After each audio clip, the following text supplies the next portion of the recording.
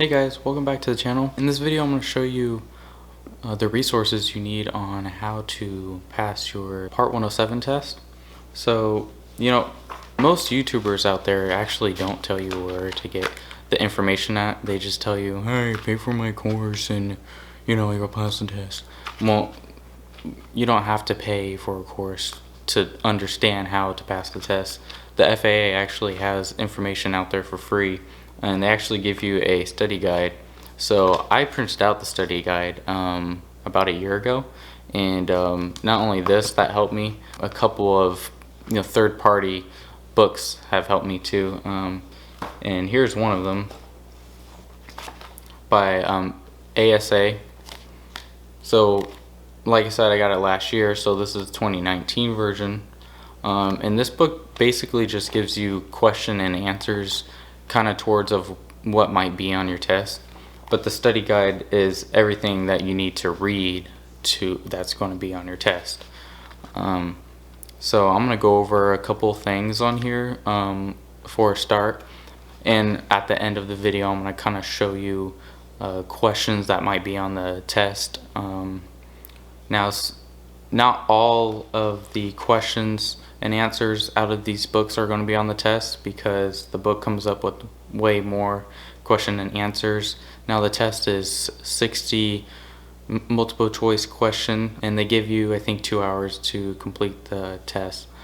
But I wouldn't worry too much about that. By the time you understand this stuff, it's really easy to do the test once you're there. Now you can't cheat on the test. They do take like your phone, any of electronics you have. They even check your glasses to see if they're like Google glasses or something. So there's no way in cheating. You got to know this stuff. So not only books, I also bought this digital book. I'll pull up the app if I can. It's from Google Play. I'm not like sponsored to like show any of this stuff or anything. This is what I personally used to pass the test. It was $20 for this this digital book and this physical book right here as well. Now I know all this information looks pretty thick and stuff. I mean, it is. It's like 81 pages and stuff, so you need to read through that whole thing. But I want to, don't worry about this book. Everything in this book you actually don't need to read. This is for sport pilot, recreational pilot, remote pilot, which is what you're trying to get, your remote pilot, and private pilot. So this is a book for like any pilot basically. And everything for the drone pilot's actually in the back of this book. And almost every course that you might think of, or these YouTubers say you need to get, they actually go off of this, and they even might provide you with this book too.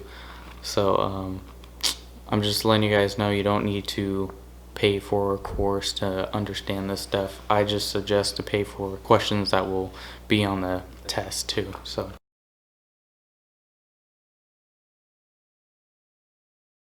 okay, so the introduction of the study guide talks about airspace classification.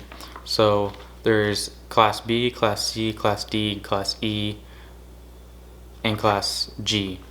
Now the two you don't really have to worry about is Class G and Class E when you're flying, because you normally don't have to contact ATC. As a matter of fact, Class E and Class G usually don't have ATC, whereas Class D, Class C, and Class B do. So the most busiest airports are Class B and C airports. Those ones are the ones you have to worry about. I'll show you one right here on the screen. Okay, so this is in San Francisco, and this is a Class B airspace. Now there's lines after lines after lines on this airspace, and the reason for that is because it starts at the surface or the ground, and they basically own from the ground up to. So right here on the study guides it says for Class B airspace. Class B airspace is generally airspace from the surface to 10,000 feet. See, now you don't really have to worry about 10,000 feet because you're not going to be flying 10,000 feet. The highest you can fly with the drone is 400. So a remote pilot must receive authorization from ATC before operating in the Class B airspace. So this book, actually a digital PDF book, provided through the FAA, and I'll leave a link in this video on where it is, and I highly recommend you read this whole thing. Not only these, you need to understand what kind of questions you're going to get to. So here's Class C, and Class C is generally airspace from the surface as well, so the ground, to 4,000 feet above the airport elevation. Class D airspace is generally from the surface to 2,500 feet. Now Class E airspace is controlled airspace not classified as A, B, C, or D airspace.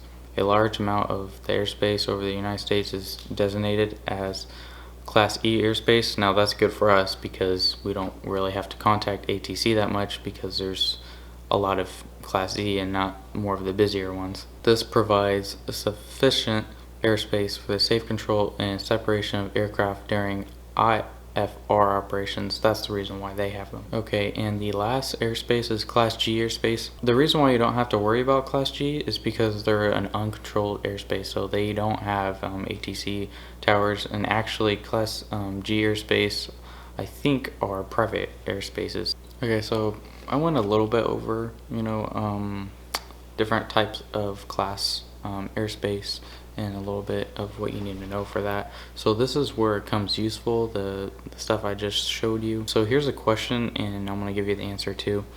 So here it is. It says the floor of Class B airspace overlying Hicks Airport north to northwest of Fort Worth Field is, and right here it shows the surface as being 4,000 feet. The test is really difficult to do because they really twist up the questions. Okay, so here's another question. The floor of Class B airspace at Dallas is, so here's Dallas airspace right here, Class B, and it says to refer to Area 3. It's right there next to the number 3, right to the right. It says 11,000 is the highest, and the lowest is 3,000. So that is the floor of that Class B airspace in Area 3. I'm going to give you another one. What is the floor of Savannah Class C airspace at the shelf area? That is figure 23 in Area 3 as well. Okay, and the answer is 1,300, because right here you see the 4,100 and then you see the 1,300 right below it, and so that's the outer area of the Class C Savannah Airport. So those are, a couple questions for airspaces, and they get way more technical. It's not just airspaces that they talk about, they also talk about NOTAMs. I don't want to get into that because I just want you to read the information yourself. Okay, so that about wraps up this video.